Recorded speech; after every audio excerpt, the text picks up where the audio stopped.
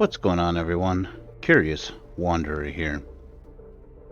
And good news and bad news. We're finally jumping into Mass Effect 2, which is probably my favorite of the entire trilogy. Bad news is that this is now the third time I have tried to record footage. The first time, my OBS settings had gotten screwed up somehow, and it wasn't recording game audio. So I fixed that. Then I realized it wasn't recording microphone audio, and that was about 10 minutes of footage there. So, third time's a charm, as they say. We're gonna get this show on the road here. I keep saying it can't connect. I don't know why. We're gonna import our Mass Effect 1 character here.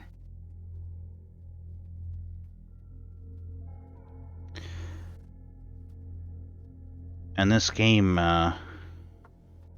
probably going to be uploading a lot more often, just because I'm going to be enjoying this game a lot more than the first one. So I viewed the first one as sort of an obstacle to get through. Now I'm playing what I really want to play. So I'm just going to shut up and let this play out here.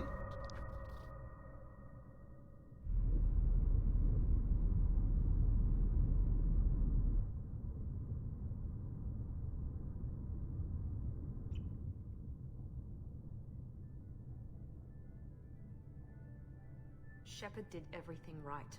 More than we could have hoped for. Commander Shepard uncovered the truth. And still, it's not enough. We're at war. No one wants to admit it, but humanity is under attack. But they're sending him to fight Geth. Geth. We both know they're not the real threat. The Reapers are still out there. And it's up to us to stop them. The Council will never trust Cerberus. They'll never accept our help, even after everything humanity has accomplished. But Shepard, they'll follow him. He's a hero, a bloody icon. But he's just one man. If we lose Shepard, humanity might well follow. Then see to it that we don't lose him.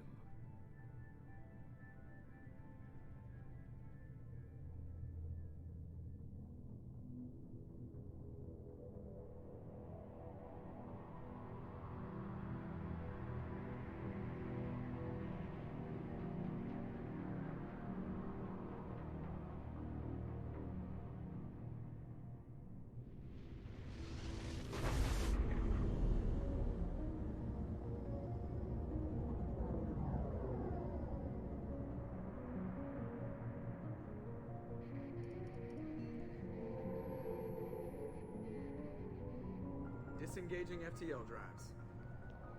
Emission sinks active. Board is green. We are running silent. We're wasting our time. 4 days searching up and down this sector, and we haven't found any sign of Geth activity. 3 ships went missing here in the past month.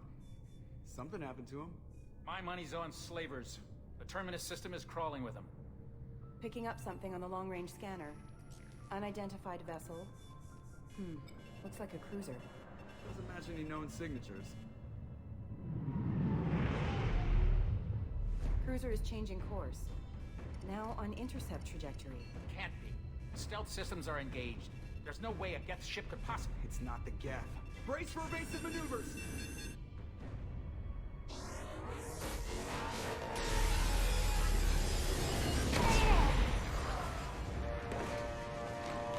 Presley! Kinetic barriers down. Multiple hull breaches. Weapons offline. Somebody get that fire out.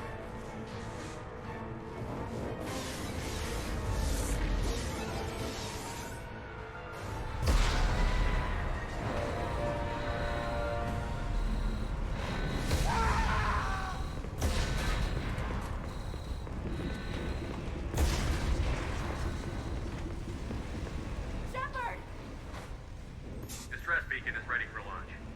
Will the Alliance get here in time?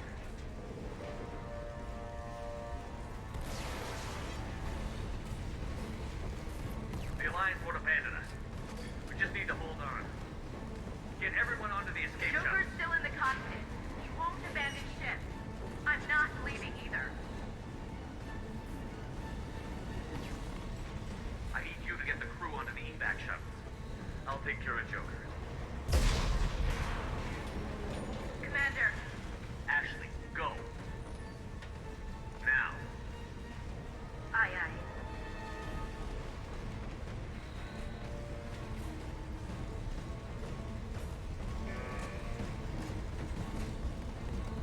Everybody in.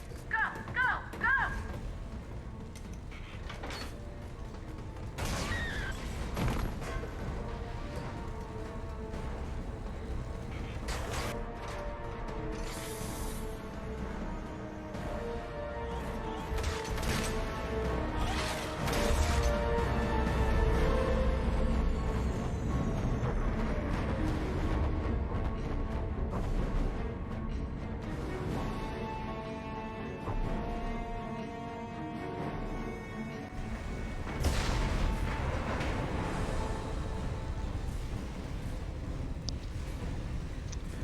All right, and here we go. Mayday! Mayday! This is SSV Normandy!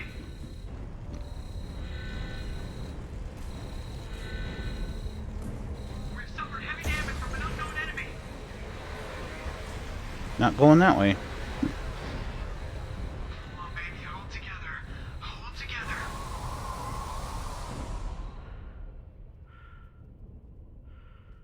Quite the view. Not really the view you want to see when you're out in space, though.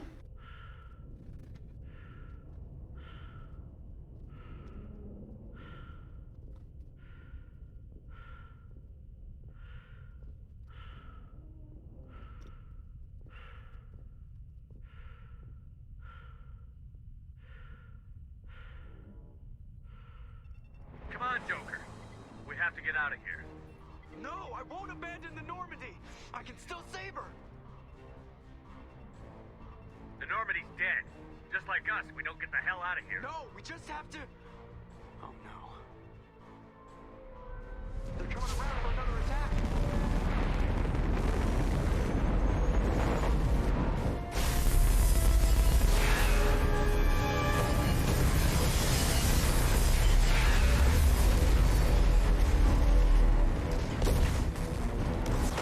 Watch the arm.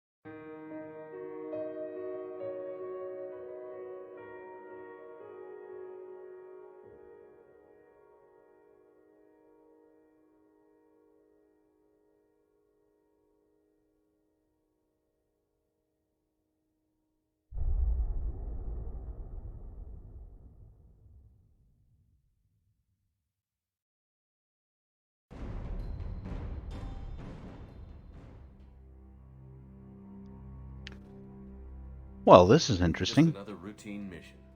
Why do they always say that before a mission? Of course it's routine. You haven't done anything yet. It's everything that happens along the way. The choices you make, the paths you choose, that turn the routine into anything but. Of course, that's how it started. A routine mission. answering a distress call. And look where that got me. We were testing out the Normandy, Captain Anderson's new ship, when the distress call came in. An Alliance patrol on Eden Prime had been attacked. They'd seen something they couldn't explain. And whatever it was massive. I hit the ground with my lieutenant, Caden Olenko. A good kid, loyal, by the book, with a talent for biotics. We came across the lone survivor of the patrol, Gunnery Chief Ashley Williams. A soldier to the core. Tough, disciplined, ready to take on whatever came her way. Ashley joined up with us and took us to the spot where she lost her squad. That's when we saw it. The ship. Like nothing I'd ever seen. It was massive, scorching the colony and everything around it as it blasted away. We followed the path of destruction to an artifact, a beacon left by a long-dead race called the Protheans. The colony had dug it up, and whoever attacked them had tried to take it. Chief Williams made the mistake of getting too close. It hit her with some type of energy. I grabbed her and threw her out of the way. And that's when it hit me. Hard. Every muscle in my body went rigid. I couldn't move. Could barely breathe. Everything went black. And then I saw something. A vision. Dream. Nightmare. By the time I woke up, we were halfway to the Citadel on our way to meet the Council. I was expected to explain what I'd seen. Anderson came along. So did Adina, our political representative on the Citadel. With those two heavyweights, it seemed reasonable we could persuade the Council that the ship we'd seen was a potential threat, as was the individual behind the attacks. The main suspect for the Eden Prime massacre was a Turian Spectre named Saren. He'd been seen by one of the survivors from the colony at Eden Prime, and there was some evidence to suggest that the ship was connected to Saren. But even Adina's pointed accusations weren't enough to convince the Council. They just couldn't believe one of their chosen elite Spectres could be guilty of something like that. They needed proof, which meant I needed proof. Fortunately, I wasn't alone in my search. Garrus, another Turian, wanted to help. A top agent for Citadel Security.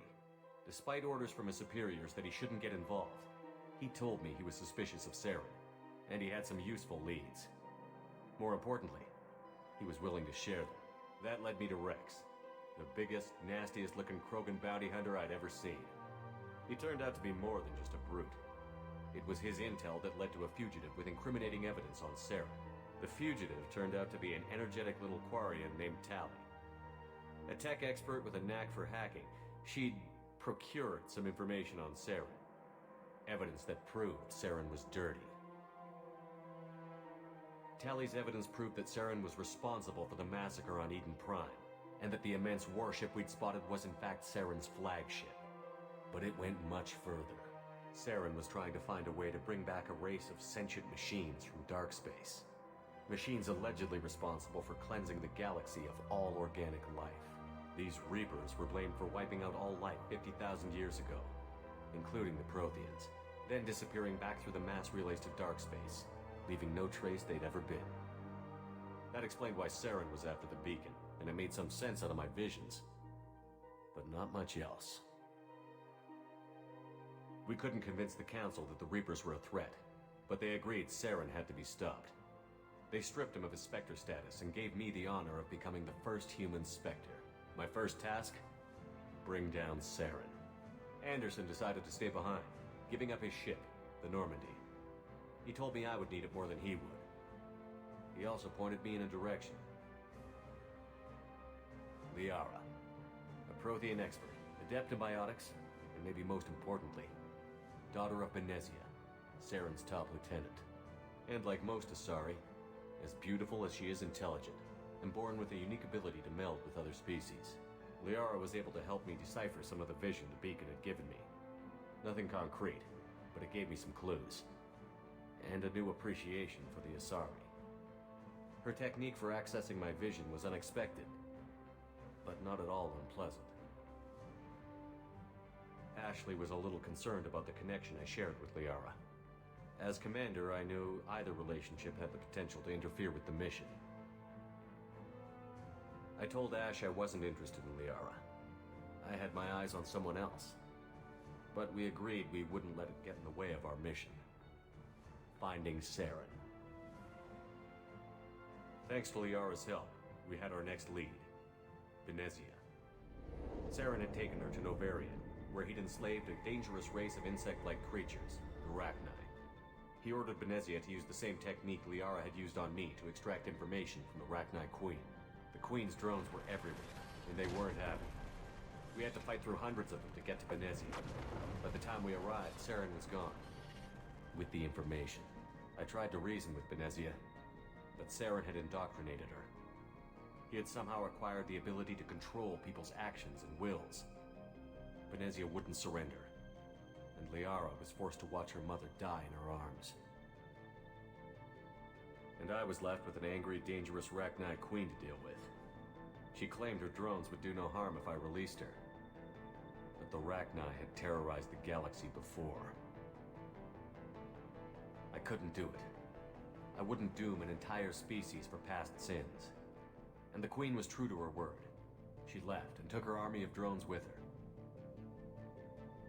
With Saren's top lieutenant dead, he was quickly running out of time and places to hide.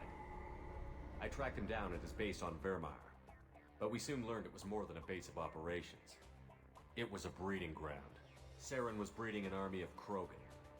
He'd found a cure for the Genophage, a disease inflicted on the Krogan to prevent them from breeding and taking over the galaxy. But the Krogan Saren was breeding were slaves, mindless beasts that obeyed Saren's will. I had to destroy the base, and all its research. Rex disagreed. Violently. Rex wanted the Genophage cure for his people. I tried to convince him to help me destroy it, that these Krogan weren't real. But he wouldn't back down. He just couldn't be reasoned with, and I couldn't let the base be saved, even if it meant curing the Krogan. Saren had to be stopped.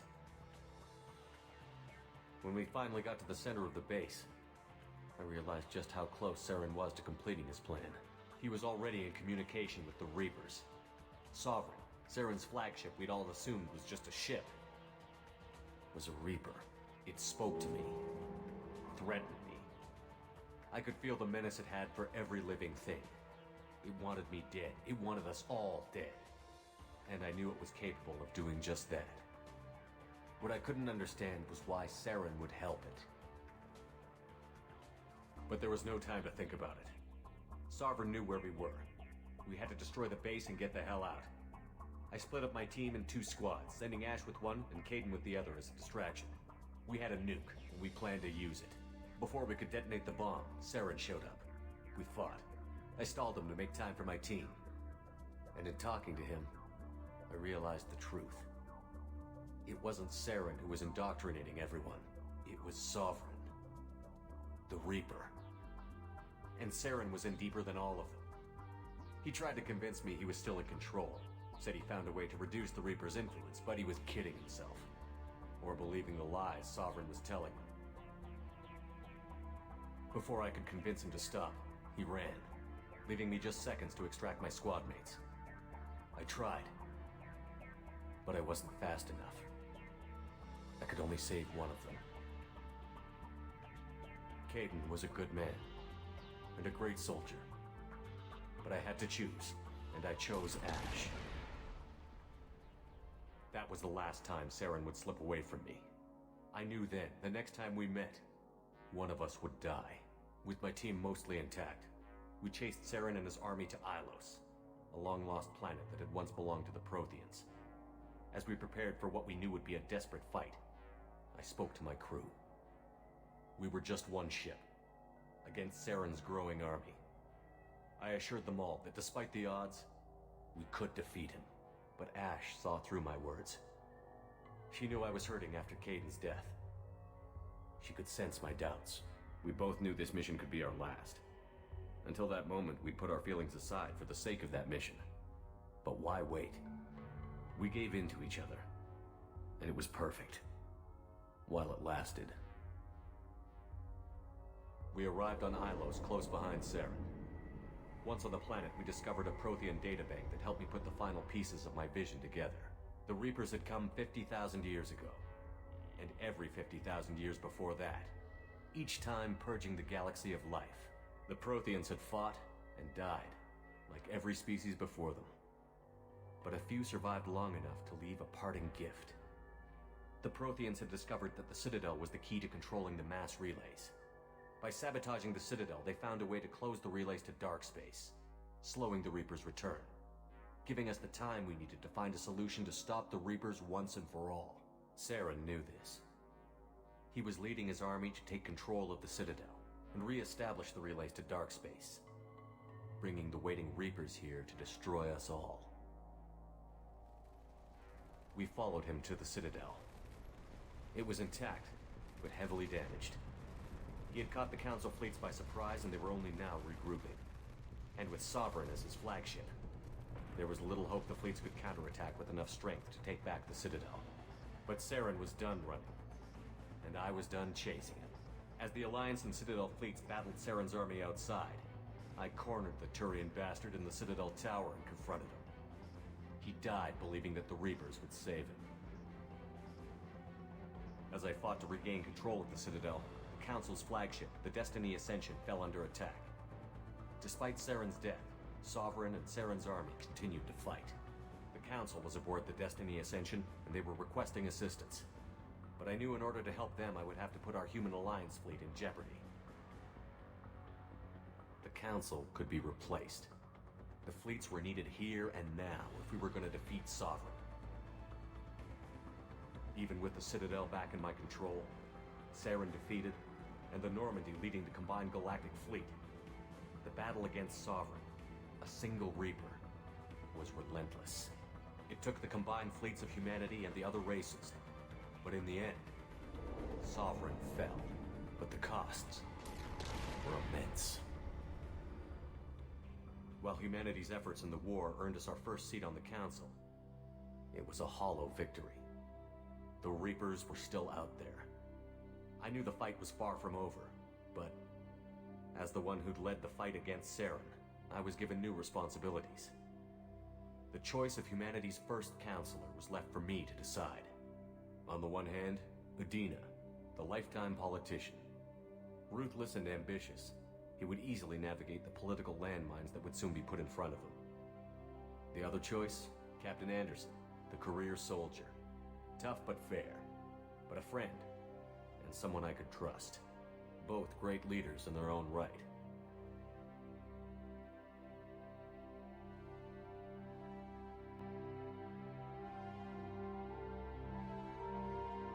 I didn't much like Udina, but sometimes you need a pit bull on your side. Someone willing to be the bad guy, for the sake of the greater good. The war was over.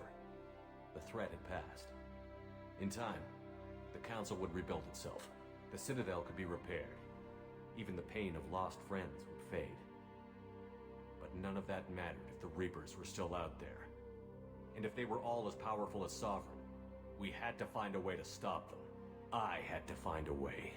I gathered my crew, took my ship, and went in search of answers. Officially, the Council would only say I was assigned to cleanup duty, rooting out any remnants of Saren's army. Just another routine mission.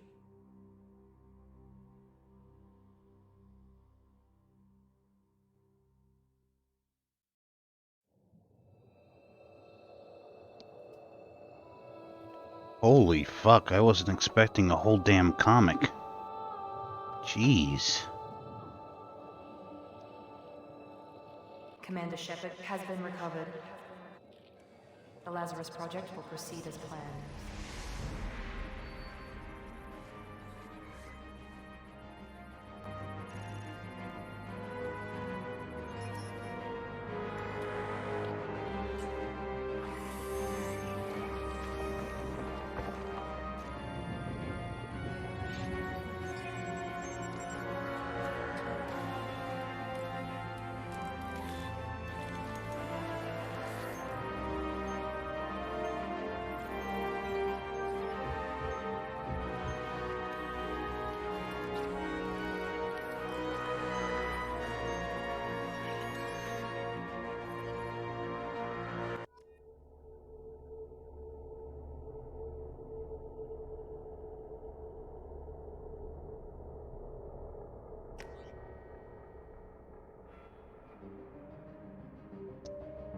Alright, I'm actually going to cut it here. Damn, that took longer than I thought. We will pick up right here next upload. Thanks for watching. Curious Wanderer out.